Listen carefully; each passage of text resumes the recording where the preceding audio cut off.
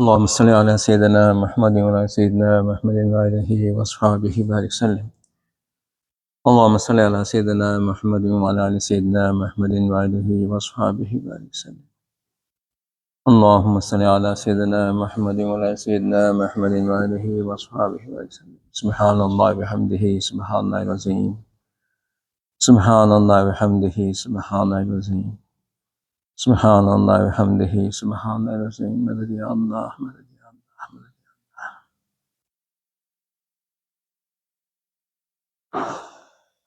Inshallah, we will going to continue with our series of guidance of Quran that Allah subhanahu wa ta'ala provided us according to the order of revelation. So today we are going to inshallah talk about Surah Al-Adiyat.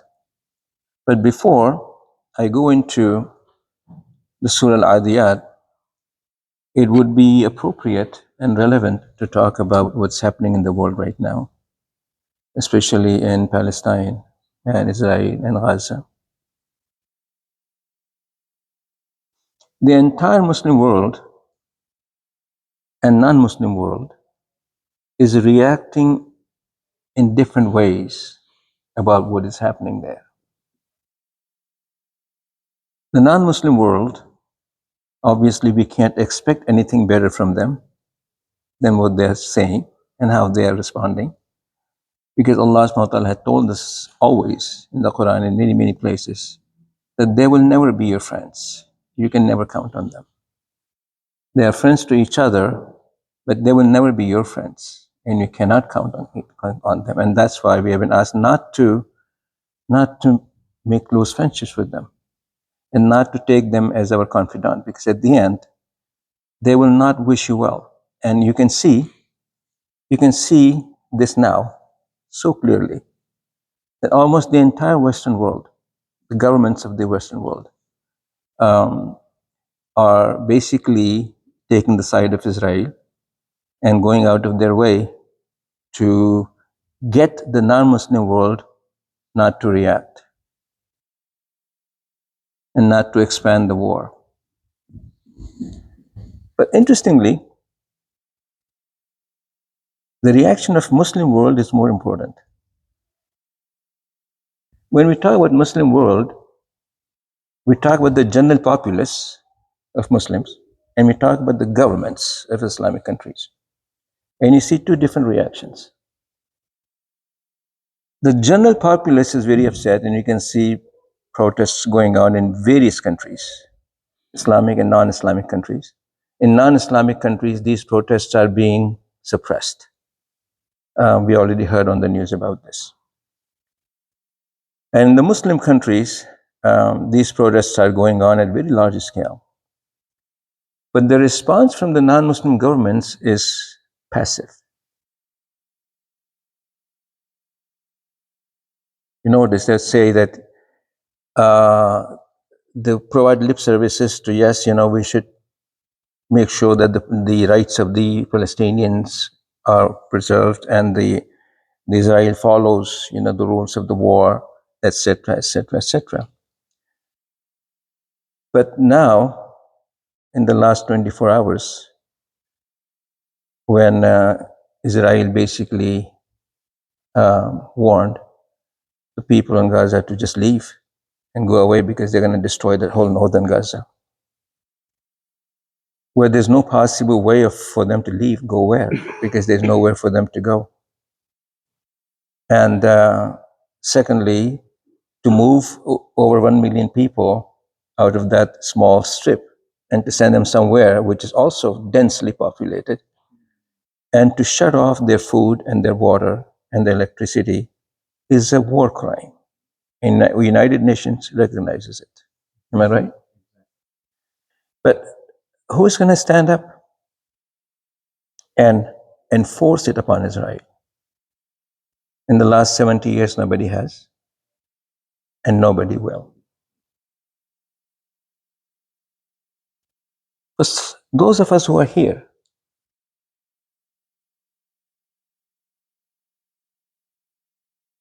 how do you see this? And as you saw the news and heard what's going on there, What were your thoughts and feelings about it? Just share some with me. Yes, sir. जी जी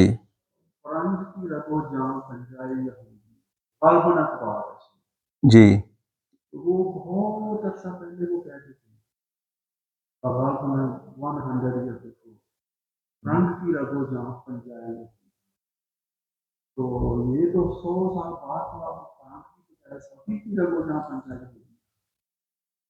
जी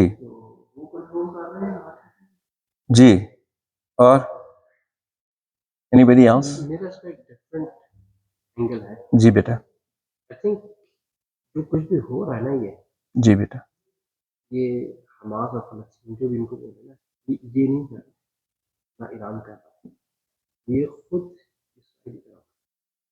तो मेरी logic उसकी ये है कि मतलब paratrooper आए, उनके पास इतने सारे, वो किसी को भी इन्होंने नहीं मारा, वो 3 घंटे तक सब कुछ खुला रहा। तो मेरे हिसाब से ये इसराइल ने खुद करवाया है और हमास से मिलकर हम आपको ओपन स्पेस देंगे for 3-4 hours and you can do whatever you want, you can from us का ड्रामा किया। और उसके बाद इनको एक्सक्यूज मिल गई कि हम जाके इनको पूरा खत्म कर दें। तो अब इस पे अनफॉर्चुनेटली हमारे पास ऑप्शन बड़े लिमिटेड। आई थिंक इसके हमको सपोर्ट करना चाहिए कि वहां से पैलेस्टीनियंस को निकालें किसी भी तरीके से, immigrate all over the world and do exactly what Jewish people did 200 years back.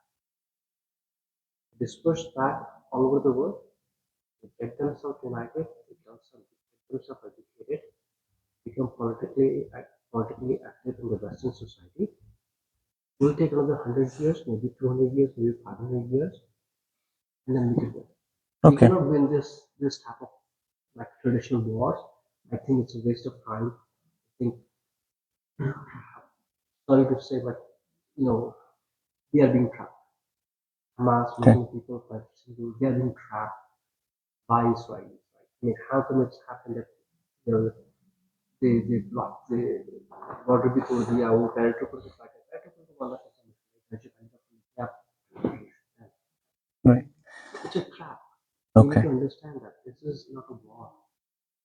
Okay. And what we need to do is we need to bring people outside and say, hey, go here in US, go here in Canada, go here in British world, right? Okay. World.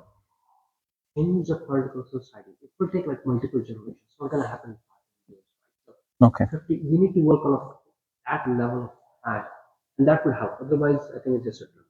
Okay. Thank you very much. Any other thoughts? अगर मुसलमानों के मुख्तलिफ तबक़ात कुरान ने जो guidance दी है उसके मुताबिक ज़िंदगी ये समझ लें कि कामयाबी इसी में है, में आम मुसलमान भी हैं और हमारी हुकूमतें भी हैं, तो उन उसूलों को अपना लें तो फिर इसका मुस्तकिल हल निकल सकता है। Right.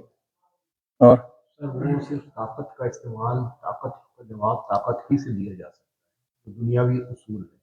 तो हमारा अपना ईरान और सऊदी शिया सुन्नी लेवल के जो इख्तिलाफात हैं, अगर मुस्लिम उम्मा एक हो जाती है किसी तरीके से तो उनके ऊपर वैसे ही एक एटम बम गिर जाएगा।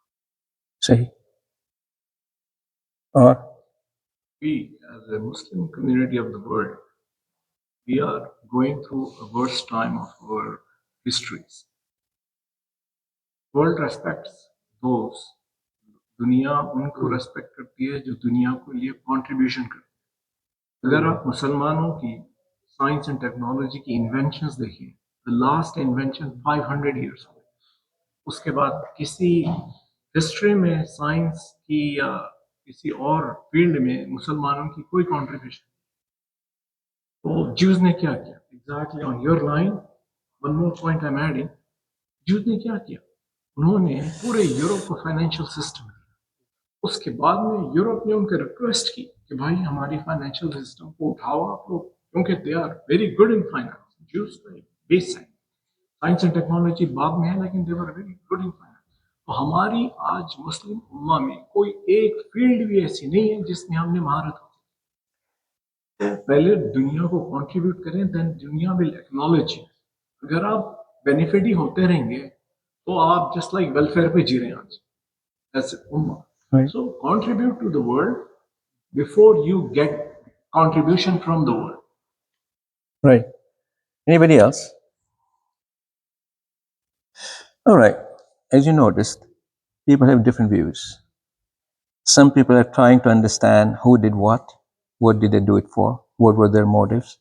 Some people are saying, from the religious perspective, that if we only were ummah together and united and followed the Quran, that it would have not happened, etc. People are all reacting in their own ways, but nobody's happy about it. Everybody's sad about it. People cry overnight about this. Just looking at what's going on there, it makes you sad. It could be your brothers and my brothers and your parents and my parents. And they are, whether they are actually or not, but Islamically they are. They are our family. And we cry for them. And yet it is very clear that at this individual level or at the community level, we can't do much about it except give charity and funds. Am I right?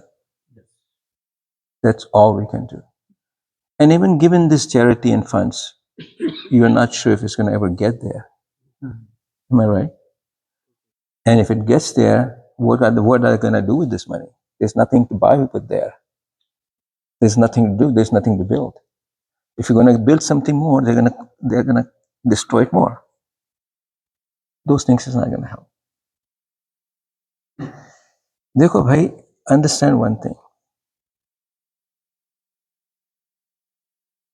Whatever is happening around the world, and especially the Muslim world and everywhere else, is happening because this is what Allah's will. Allah subhanahu wa ta'ala is allowing this to happen. Am I right? Because Allah subhanahu wa ta'ala has the ability and the power to stop it. Am I correct? But He's not stopping it.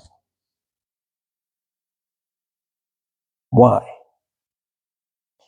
Well, Allah subhanahu wa ta'ala knows in His unlimited wisdom what is happening to these poor, unarmed, orphan Muslims who have given up on, the Muslim world has given up on them largely.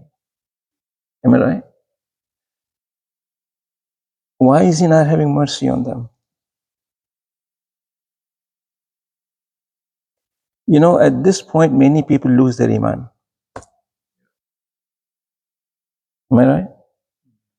Many people lose their iman. They say, well, where is Allah? Why is He allowing this to happen to these poor orphan Muslims that nobody's standing up to help? My dear brothers and sisters, the only thing that would save us iman at this time is to truly understand, not just with our mind, but with our hearts, that there's some wisdom in it. Right?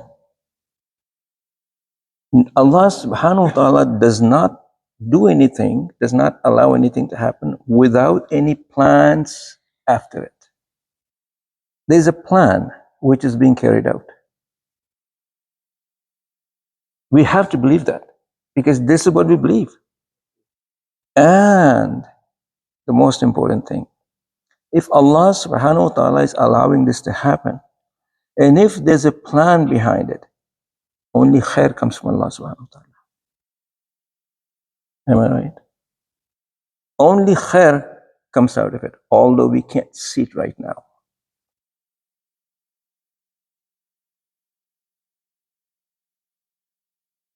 Also in this light, you should all go and take some time to read the predictions of Rasulullah sallallahu alaihi wasallam about the nearness of the Day of Judgment and all the signs that he has mentioned.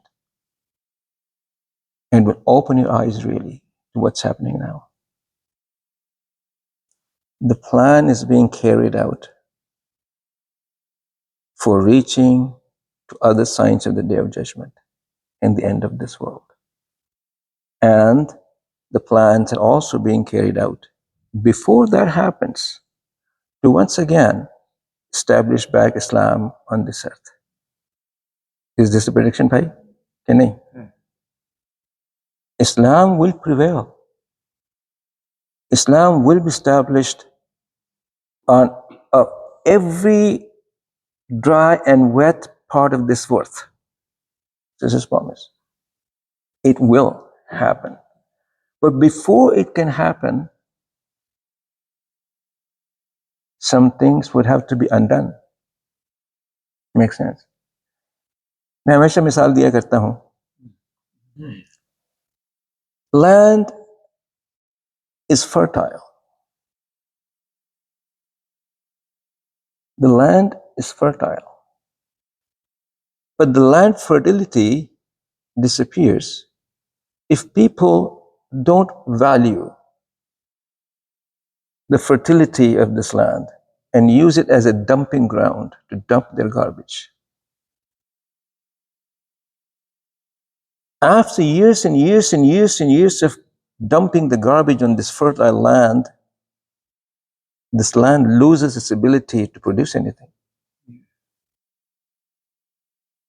Am I right? For this land to become fertile again, this garbage has to be burnt off. The centuries of garbage that has been placed on this has to be burnt off. देखो, दुनिया में भी, जंगलात में आप देखो, when some land, natural lands of Allah subhanahu wa ta'ala becomes unfertile, Allah sends fire to burn it all off so that new growth can come out. This is what's happening. There are over 1 billion Muslims in this world. But I want you, each one of you, to ask yourself, to what extent I'm a Muslim? Where does my Islam begin and end? Where does my Islam begin and end? If my Islam begin and ends at praying 5 times a day, Allah tawfiq de de, or going for Jummah prayer, or going for Eid prayer, and fasting hook or crook 29 or 30 days, or go for Hajj or Umrah, if my Islam ends there, then Islam is not in my life really. Although the traditions of Islam is in my life, the rituals of Islam is in my life. And that's not what Islam is. Islam is not just following the rituals of Islam. Those rituals are there for something else. Those rituals are there so that you can truly understand how to live Islam in your daily life and to prepare you for that. Those rituals are not the end in itself. But have not a very large populace of the Muslim world has just made it a ritual? Islam is a way of life, it's not just a ritual. Exactly. And therefore what happens is, like Rasulullah sallallahu alaihi wasallam had mentioned one of the hadiths, the meaning of which is that there would come a time that it would be difficult to find a true believer.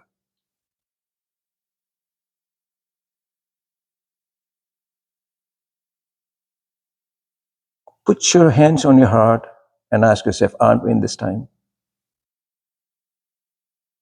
Masajid are full. Many, many more are being built every day. Madrasas are being built. Hufaz are being created and prepared. But where is the real Islam? The real Islam is when you're every second of your life, like I keep mentioning in these, that's all the time. In every minute of your life, you worry about what am I going to say, what I'm going to do. Is it according to the pleasure of Allah or not? Am I living my daily life according to the guidance Allah has provided or not? Am I fulfilling my obligations that Allah has placed upon me or not? भाई अल्लाह सुब्हानहू तआला ने जो जिम्मेदारियां हम पे आयत की हमने उनको तो सबको छोड़ दिया ना यार.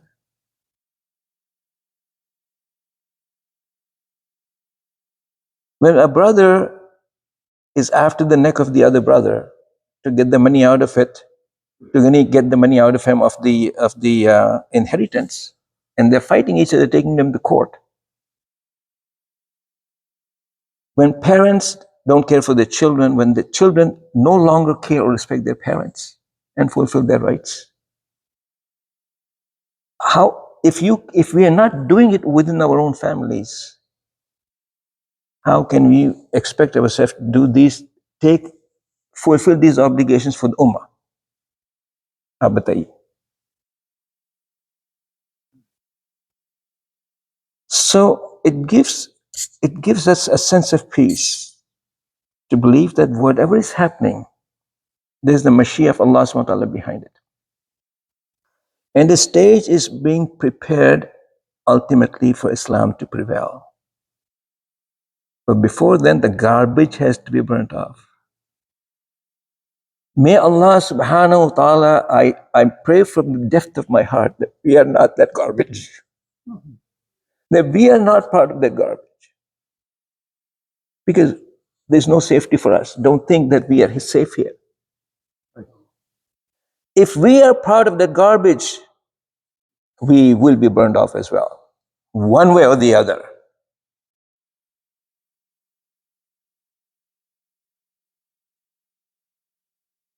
And that's what we need to worry about.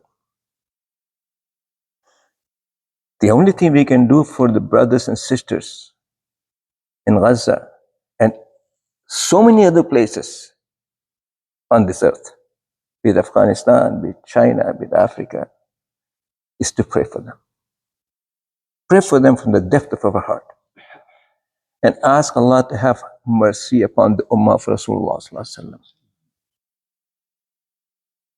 And open our hearts to understand what really is happening. All of these are wake-up call for us to wake up. To wake up. Allah's help will not come if you have given up on Allah subhanahu wa ta'ala. If your friends are the enemies of Islam, if you value more others, non-Muslims, than you value yourself and your own faith and your own beliefs, Allah's help will not come. We need to understand. We need to teach our children. When you call yourself a Muslim, beta, what does that mean to you? If you at this age did not think, and I'm just saying all the kids, because just you are sitting here, I'm pointing at you. So don't be upset about that. But really, honestly, think, sweetheart. If I call myself a Muslim, truly, what does that mean? You need to reflect upon that. Does it mean just that I'm going to pray 5 times a day? I'm going to go to school, get to college, get the greatest degree I want, be a doctor, be an engineer. Is that all my life is all about? There's nothing wrong with those things. But you need to make sure your intention is for the hereafter. Why am I doing this for? Is it only for this dunya? Or is it for dunya and akhirah as well? And am I doing it according to the pleasure of Allah? Or whichever way I want. Ye baat hai. Thinking about this whole thing in this way gives us some hope and peace. And also it wakes up to reflect upon what am I living my daily life as? Am I just going to be part of this garbage that has to be cleaned up? Or am I going to be one that Allah in His mercy is spare me?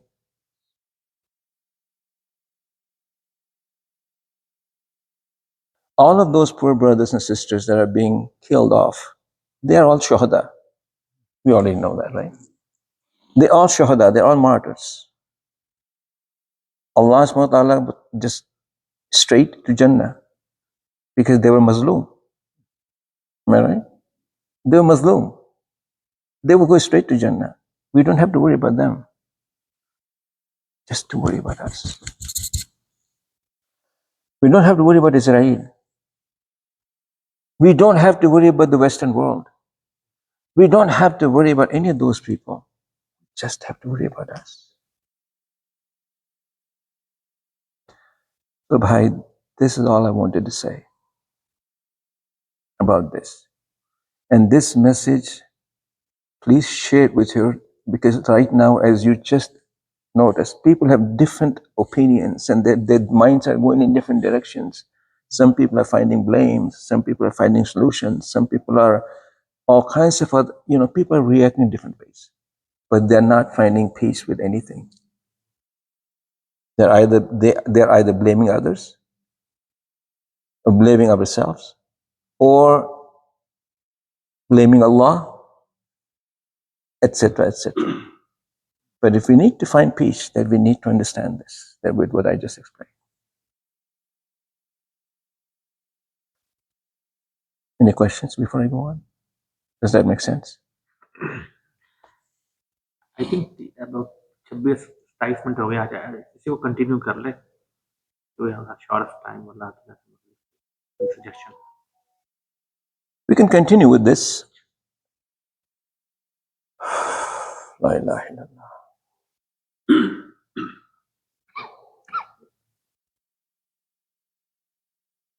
As many places in the world as you see, the same thing is happening.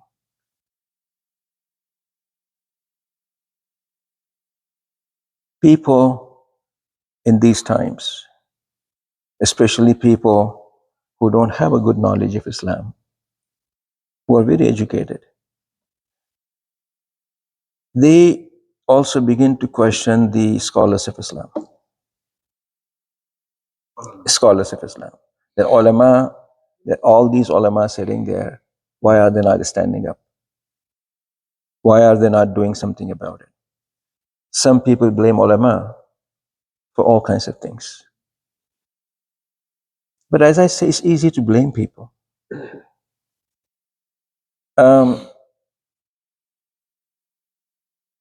Ulama, just because they're ulama, people forget something. Ulama, just because they're ulama, and they have lots and lot more knowledge of Islam than even I do, and they have lots of specializations, but they're humans. They're humans. They have all the weaknesses of humans that we do. Knowledge itself does not save you. It's very important to understand. Knowledge itself does not save you. Living by the knowledge likely would save you. And not all ulama even are living by their knowledge. I'm sorry to say this. Please forgive me. No offense to ulama. But they are human beings. They have the fears that you and I do. They may have fear of their own job and their own statuses, as we do. Because we're people. So, blaming is not the thing to do. Now remember something.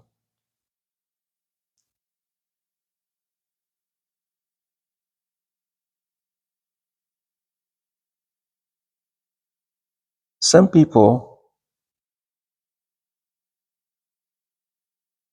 if they are bent on discrediting you, if some people are bent on discrediting you as an alim, as a knowledgeable person, and this mission of discrediting ulama has been going on for many, many, many years.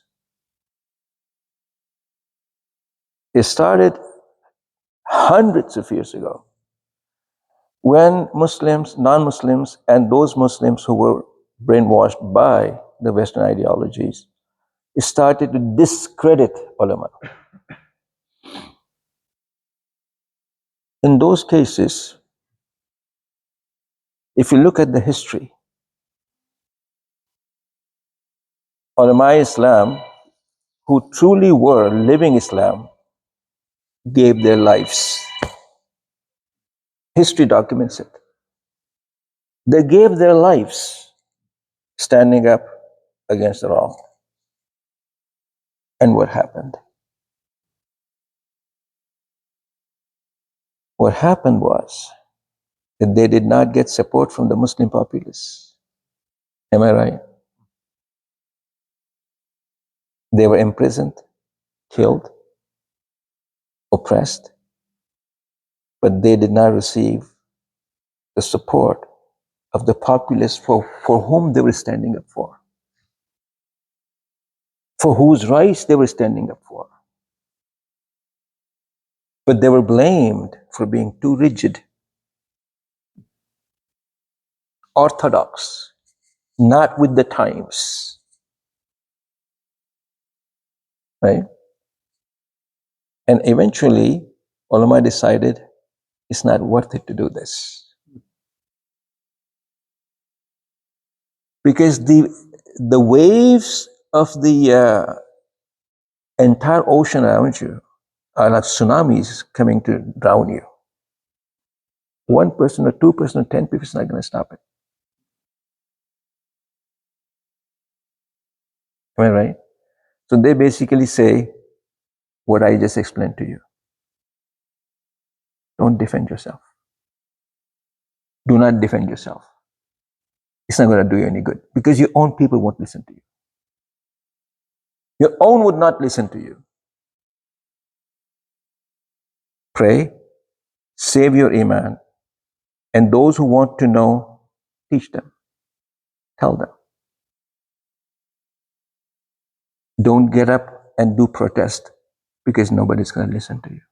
Am I right or wrong about this? If 1 million people, 100,000 people stand up in Canada around, is government going to change its mind? No way. Not going to happen.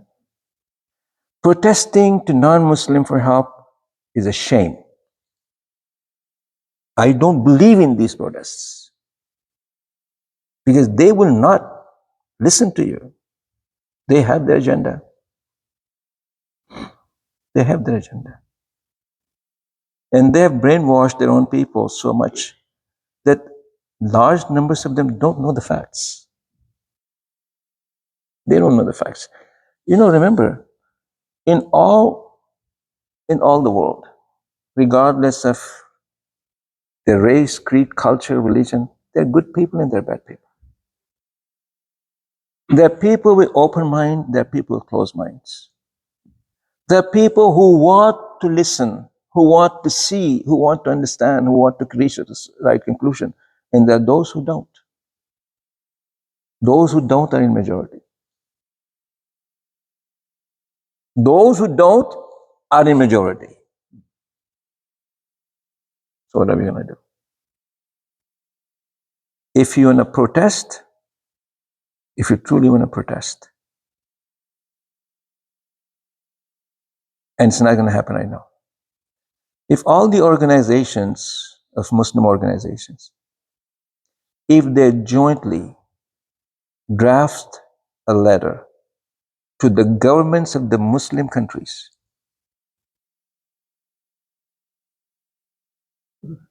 Not the government of Canada.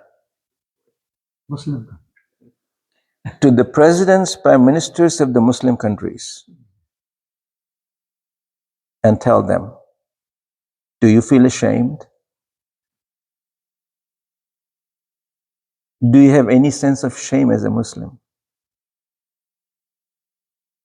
Do you have any pain in your heart for what's happening to your brothers and sisters around the world and how they are being killed and oppressed? Are you ready to wake up or not? Or are you still worried about making sure that your status and your government and your seats are safe?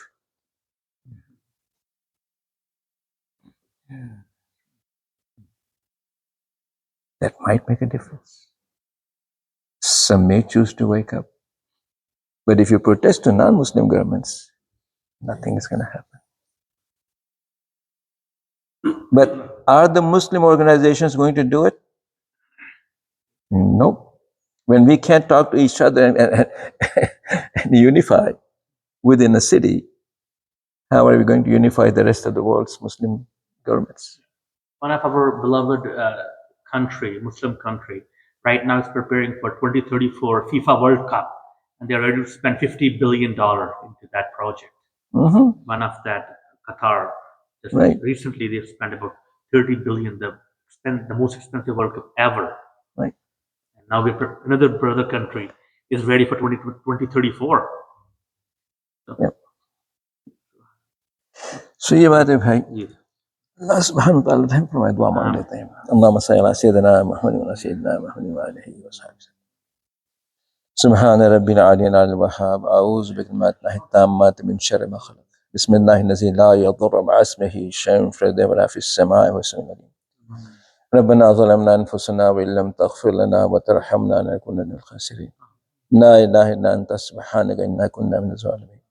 اللهم إنك عفو كريم رحيم تحب العفو فاعف عنا يا كريم. اللهم لا تزغ قلوبنا بعد إذ هديتنا وهب لنا من لدنك رحمة إنك أنت الوهاب. اللهم حبب إلينا الإيمان وزينه في قلوبنا وكره إلينا الكفر والفسوق والعصيان واجعلنا من الراشدين. اللهم توفنا مسلمين، اللهم توفنا مسلمين، اللهم توفنا مسلمين والحقنا بالصالحين غير خزايا ولا مفتونين. ربنا آتنا في الدنيا حسنة وفي الآخرة حسنة وقنا عذاب النار وقنا عذاب القبر وقنا عذاب الحشر وقنا عذاب الميزان. ربنا لا تزغ قلوبنا بعد إذ هديتنا وهب لنا من لدنك رحمة إنك أنت الوهاب. ربنا اغفر لي ولوالدي رب ارحمهما كما ربياني صغيرا. ربنا هب لنا من أزواجنا وذرياتنا قرة أعين واجعلنا للمتقين إماما. اللهم اغفر لأمة محمد صلى الله عليه وسلم. اللهم ارحم أمة محمد صلى الله عليه وسلم. اللهم أصلح أمة محمد صلى الله عليه وسلم. اللهم تجاوز عن أمة محمد صلى الله عليه وسلم. اللهم احفظهم، اللهم انصرهم في كل مكان من كل سوء يا الله. اللهم إنا نسألك من خير ما سألك منه نبيك وحبيبك محمد صلى الله عليه وسلم، ونعوذ بك من شر ما استعاذك منه نبيك وحبيبك محمد صلى الله عليه وسلم، وأنت المستعان ولك البلاغ ولا حول ولا قوة إلا بالله العلي العظيم. صلى الله تعالى على خير خلقه محمد وآله وصحبه برحمته يا أرحم الراحمين.